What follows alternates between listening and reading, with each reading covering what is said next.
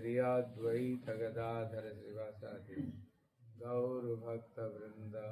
हरे कृष्ण कृष्ण कृष्ण हरे हरे, हरे राम राम राम हरे। बोलो हरे कृष्ण कृष्ण कृष्ण हरे हरे, हरे राम राम राम हरे हरे। सर्वाग्रे मध्य गुरुपाद पद्मा नित्यलीला प्रविष्टम विष्णु पादष्टोत्तरशत श्री श्री श्रीमद् भक्ति श्री रूप सिद्धांत गोस्वामी महाराज के चरण कमल में अनंत कोटि साष्टांग दंडवत प्रणाम करता हूँ। तत्पश्चात मेरे शिक्षा गुरुदेव नित्यलीला प्रविष्टम विष्णु पादष्टोत्तरशत श्री श्री श्रीमद् भक्ति वेदांत श्रील नारायण गोस्वामी महाराज के चरणों सरोज में श्रद्धा पुष्पांजलि अर्पण करता हूँ। उपस्थित समस्त वैष्णव वैष्णवियों को यथायोग्य प्रणाम। हरे कृष्ण। श्रील प्रभुपाद को किसी ने प्रश्न किया है, सर्वश्रेष्ठ उपास्य कौन है? जगत में देखना, कोई ब्रह्मा जी को उपासना करता है, कोई शंकर जी को, कोई विष्णु को, कोई देवी मैया को, कोई हनुमंत लाल को, कोई गणेश जी को। अब देखना तरह तरह देवा देवियों को सब उपासना करते हैं, और जो जिसको उपासना करता है कहते वो सबसे बड़ा है, इससे बड़ा और कुछ नहीं। इसलिए शास्त्र बताया तीन तरह का शास्त्र है, एक राजसिक, एक तामसिक और एक सात्विक। तीन तरह का शास्त्र है। कोई कोई कहते ना, अरे दूसरे धर्म में एक ही शास्त्र है, मुसलमान का कुरान और क्रिश्चियन का बाइबल, अलग अलग सब एक एक पुराण है। लेकिन तुम्हारी हिंदू धर्म में तो पता नहीं कितने शास्त्र, कितने पुराण है, और वो इसलिए वो एक देवता को पूजा करते हैं। प्रश्न होता है, फिर तुम्हारे हिंदू धर्म में इतने फिर देवा देवी क्यों है, और फिर अलग अलग देवा देवी को क्यों पूजा करते हैं? तो यहाँ पर बताए, हमारा जो अधिकार है ना, सबका अधिकार बराबर नहीं है, सबका अधिकार अलग अलग है। जिसका रजोगुण में वृत्ति है वो रजोगुणी देवता को पूजा करेगा, जिसको तमोगुण में जिसका रुचि है वो तामसिक देवा देवी को पूजा करेगा, जिसको सात्विकी गुण जिनका प्रबल है वो सत्व गुण का पूजा करेगा। लेकिन एक निर्गुण है, सत्व रज और तमस जो ऊपर है कहते वो निर्गुण है, और जिनको निर्गुण भक्ति में इच्छा और निर्गुण देवता को पूजा करेगा।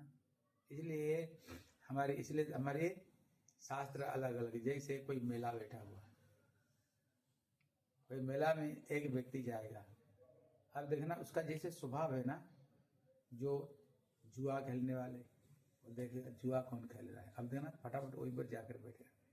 जो गंजा फूंकता है वो देखेगा गंजे फूंकने वाले यहाँ है कि नहीं, अब देखना झट जाकर बैठ जाएगा, और दो बात करते करते फिर खींचना शुरू कर देगा।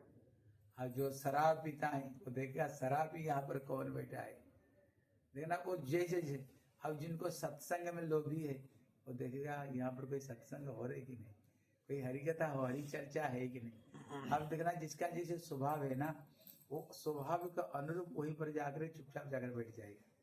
कहते उसी तरह जीवों का स्वभाव भी अलग अलग, इसलिए हमारे ग्रंथ में भी अलग अलग है, इसलिए ग्रंथ अलग अलग है।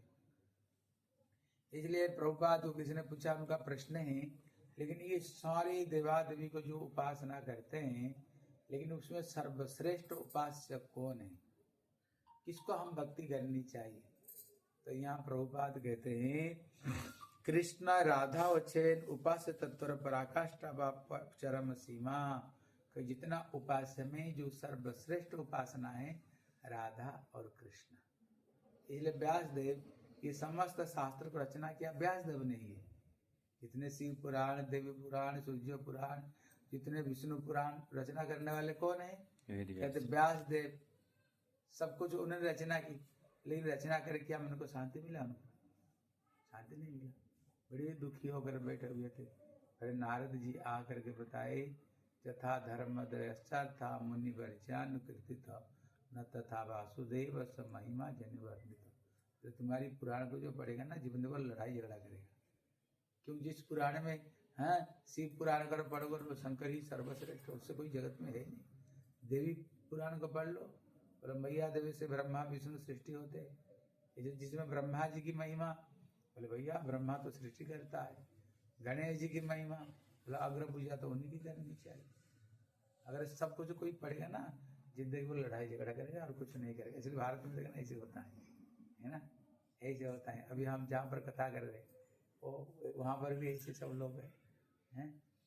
इसलिए बोले तभी जीव को परम शांति मिलेगा जब भगवान की महिमा को गाओगे और उनको शुद्ध भक्त का महिमा गाओगे। इसलिए यहाँ प्रभुपाद कहते हैं सारी उपास्य में सर्वश्रेष्ठ जो उपासना है राधा और कृष्ण। इसलिए श्री व्यास देव जी ने इसलिए लिखे एतचार सकला पुंस कृष्णस्तु भगवान स्वयं। अभी तक जितने अवतार मैंने वर्णना किया कृष्ण का कोई अंश का अंश, लेकिन जो कृष्ण है यही पूर्ण ब्रह्म है। इसलिए यहाँ पर कहते हैं राधा कृष्ण उपासना ही सर्वश्रेष्ठ उपासना। इसलिए हमारे नरोत्तम दास ठाकुर कहते हैं बोले राधा कृष्ण प्राण मोर युगल किशोर जीवने मरणे गति आर नाहि मोर कालिंदीर फूले केली कदम्बेर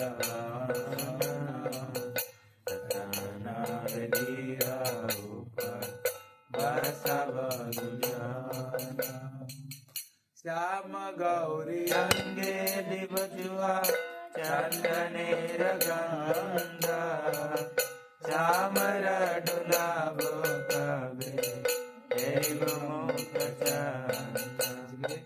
नरोत्तम दास ठाकुर कहते हैं राधा कृष्ण प्राण मोर जुगल किशोर। हमारे जो प्राण है राधा और कृष्ण, इनसे उपासना जगत में और कोई श्रेष्ठ उपासना नहीं।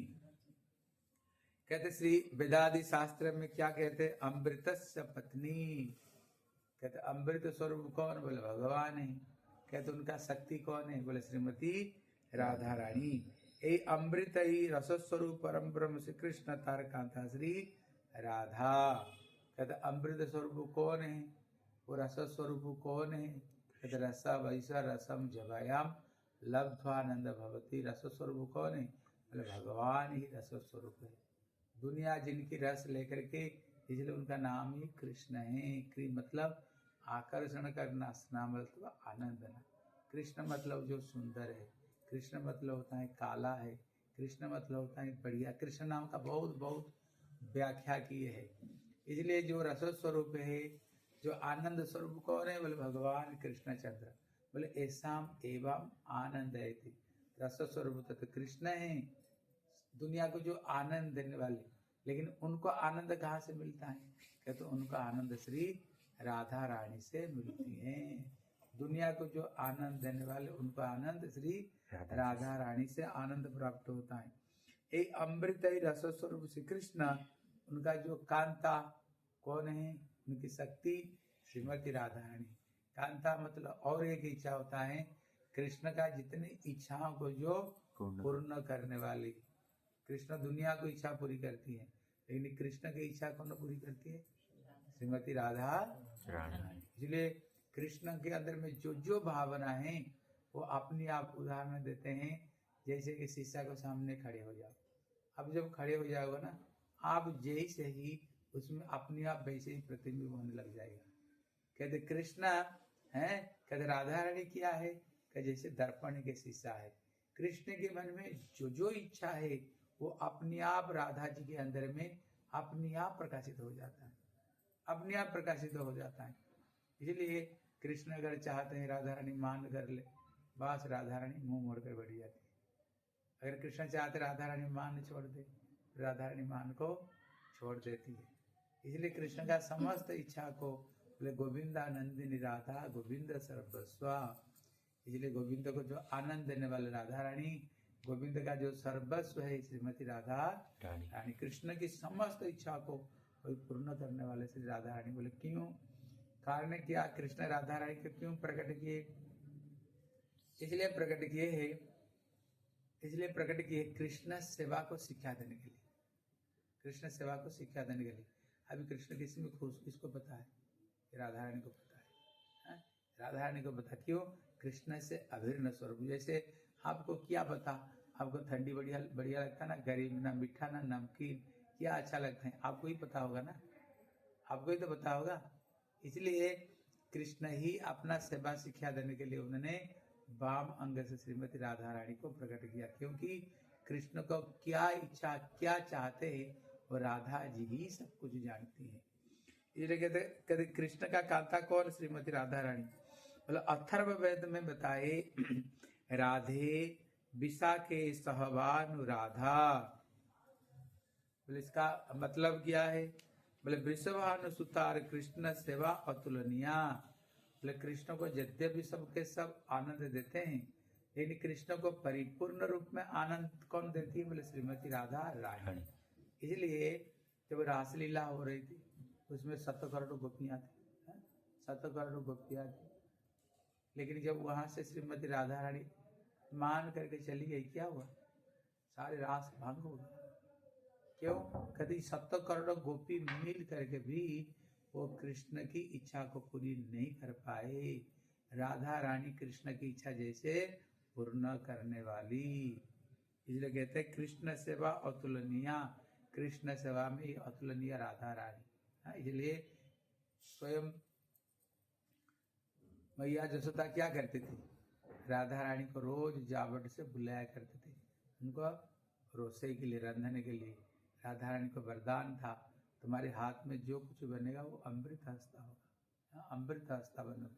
इसलिए वहाँ से बुलाया करती थी भैया जसोदा राधा रानी को। इसलिए राधा रानी आ करके नंद भवन में वहाँ पर 20-25 भाटी लगा हुआ, जिसमें रोसई बनता है। आप लोग तो चूल्हे में रोसई बनाए हो, बनाए कि नहीं चूल्हे में? हाँ बनाए, आपको पता होगा। इसलिए ऐसे, और राधा रानी जब रोसई चारों तरफ में 15-20 भाटी लगा हुआ, इसमें जल रही, कोई रोसई, कोई बना रही है चावल, कोई रसा, कोई दाल, कोई खीर, अलग अलग सबके सब बना रहे हैं। बनाते राधा रानी बीच में बैठी हुई, बोले ललिते कृष्ण वापस आने का समय हो गया गोचारण के लिए, तुम खीर बना दो। विशाखे अभी कृष्ण आने का शुरू ये हो गया, दही बड़ा बना दो। और तुमको विद्या अभी कृष्ण आने का समय हो गया, तुम क्या बना दो? मीठा चावल बना दो। राधा रानी सबका आदेश देती थी और उसको बीच में बैठती थी। कहते राधा रानी का शरीर कैसे है? पता है, जो चंद्रमा का किरण भी राधा जी की शरीर में पड़े तो उसमें भी राधा जी को कष्ट होता है, इतने कोमलांग। लेकिन जब कृष्ण सेवा के लिए बैठती हैं, सेवा करती हैं, इतने सारे चारों तरफ चूल्हे ही चूल्हे। राधा रानी को लगता है जैसे मैं एयर कंडीशन रूम में बैठी, क्यों? कृष्ण सेवा में इतने तन्मयता। इसलिए यहाँ प्रभुपाद कहते हैं, और राधा रानी सबसे बढ़िया चीज बनाती थी। बोले क्या है? कहते मनोहर लड्डू, जिसमें काजू, पिस्ता और बादाम करके बढ़िया लड्डू बनाती थी। और कृष्ण खाने सबसे लास्ट में मीठा खाते थे। हम लोग लास्ट में क्या खाते हैं? इसलिए बंगाल का नियम है, पहले तो चावल दाल जो कुछ रसा बचा देंगे, लेकिन जो लास्ट में देंगे ना, लास्ट में देंगे पहले दही देंगे। उधर जो दही है ना मीठा होता है, हाँ, खट्टा दही बहुत कम मिलता है, मीठा दही।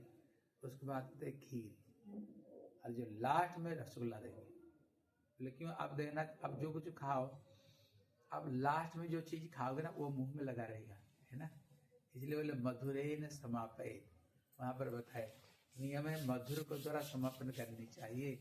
इसलिए राधा रानी जो लड्डू बनाते थे, कृष्ण भोजन से सबसे लास्ट में लड्डू खाते थे, और इतने बढ़िया लड्डू, इतने बढ़िया लड्डू। राधा रानी जो लड्डू बनाएगी, आप बताओ, आप भी लड्डू बनाते है ना? आपका हाथ का लड्डू कितना बढ़िया होता है, बनाते कि नहीं? अगर जो लड्डू राधा रानी बनाएगी, इसलिए वो अमृत हंसता है।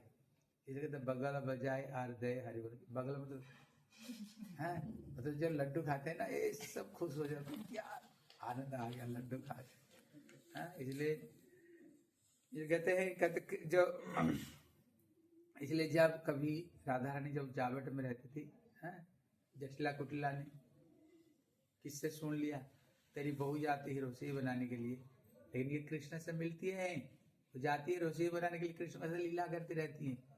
एक दिन जटिला कुटिला तो गुस्सा हो गए, तो मेरी घर की बहू है, कोई जरूरत नहीं नंद भवन जाने का, तुम मेरे घर की बहू, तुम मेरे घर में रहा कर।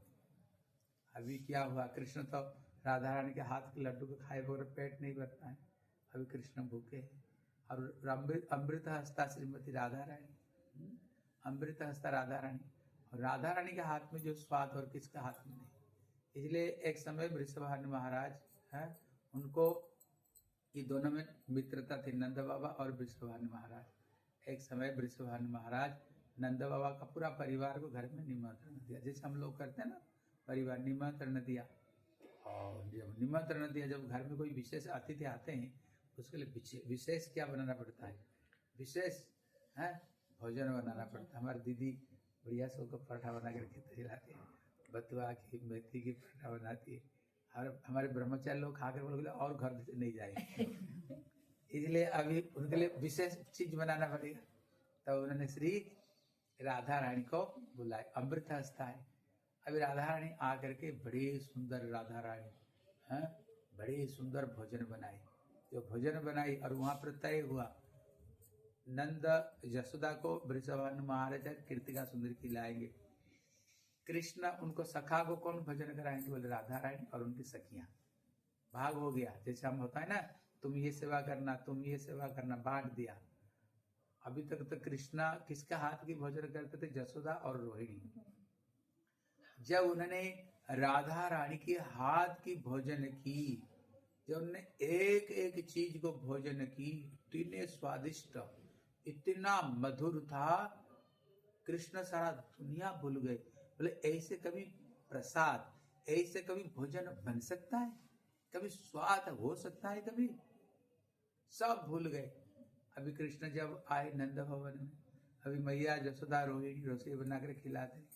कृष्ण कहते मैया हम जो गए थे ना, हैं हम जो गए थे बरसाना गए थे, उसी दिन जैसे रसोई बनाता ऐसे बनाओ ना।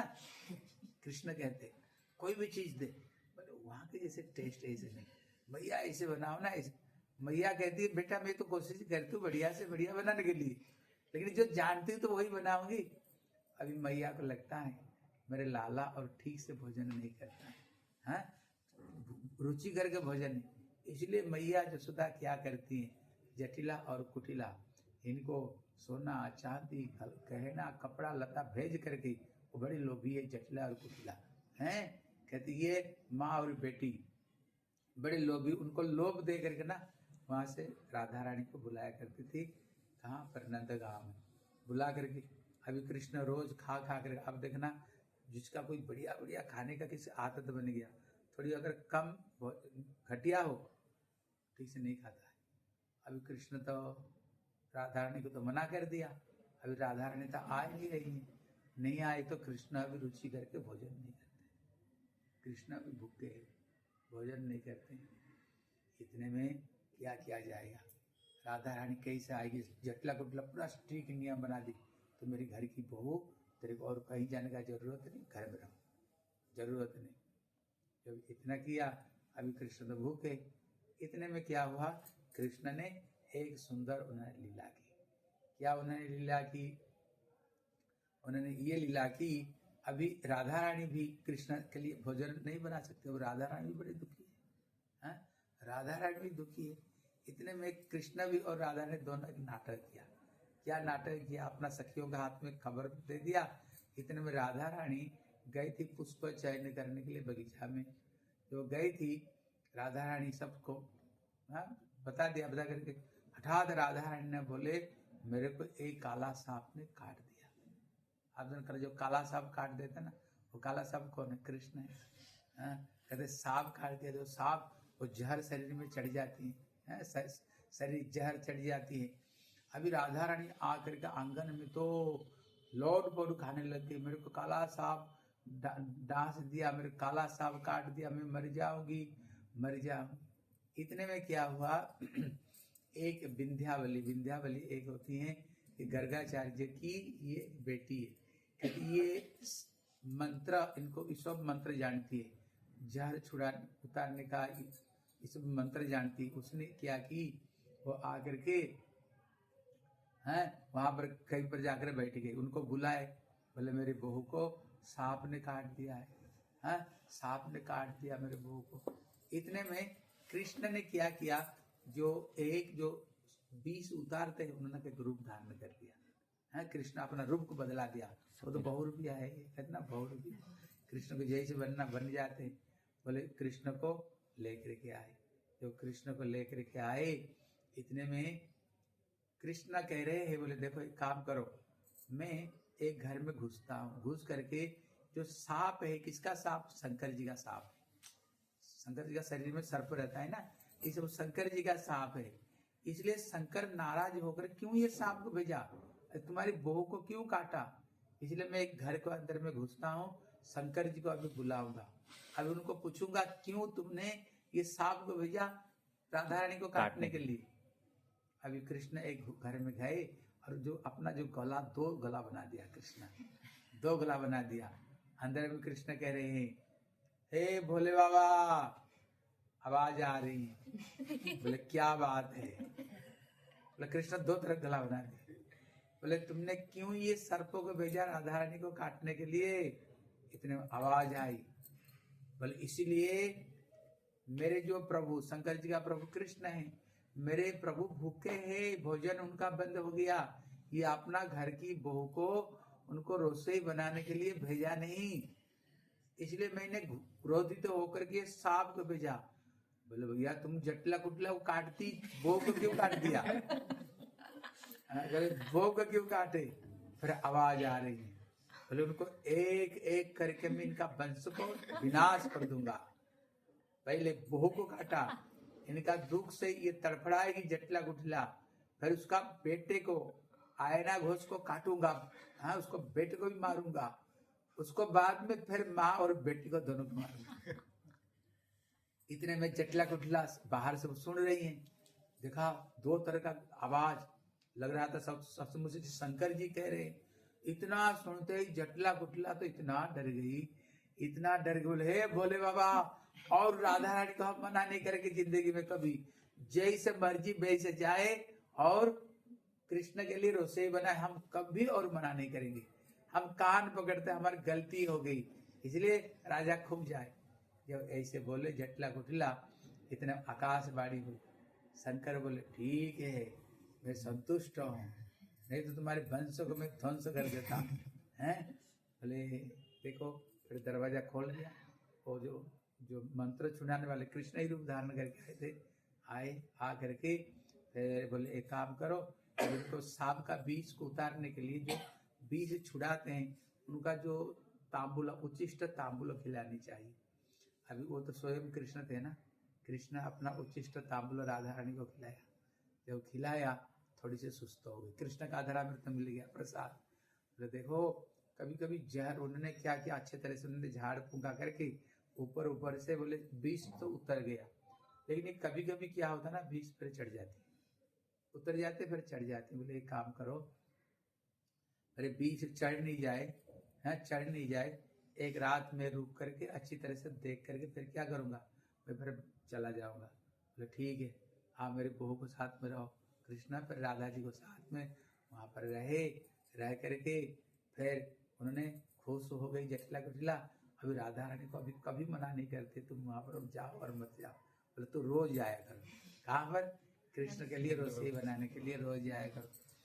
इसलिए यहाँ पर प्रभुपाद कह रहे हैं, वृषभानुसुतार कृष्ण सेवा अतुलनीया, कहते राधा रानी जैसे कृष्ण की सेवा करती है, ऐसे सेवा दुनिया में कृष्ण को कोई भी नहीं कर सकते हैं। इसलिए कृष्ण को पूर्ण रूप में आनंद, कृष्ण गोविंदा नंदिनी, गोविंद को जो आनंद, गोविंदा सर्वस्व, गोविंद का जो सर्वस्व कौन है, बोले श्री राधा ठाकुर। कृष्ण सम्यक प्रकार आनंद विधान एकमात्र तिनी समर्था, कृष्ण को आनंद देने में अगर पूर्ण रूप में कोई समर्थ कौन है, बोले श्रीमती राधा रानी। इसलिए प्रभुपाद यहाँ कहते हम जितने उपासना करते हैं, कहते सर्वश्रेष्ठ उपास्य कौन है, बोले श्रीमती राधा कृष्ण। राधा कृष्ण ही हमारी सर्वश्रेष्ठ उपास्य तत्व है। उसमें भी अगर थोड़ी विचार करेंगे तो भक्ति विनोद ठाकुर कहते हैं राधिकार दासी जदि आया विमान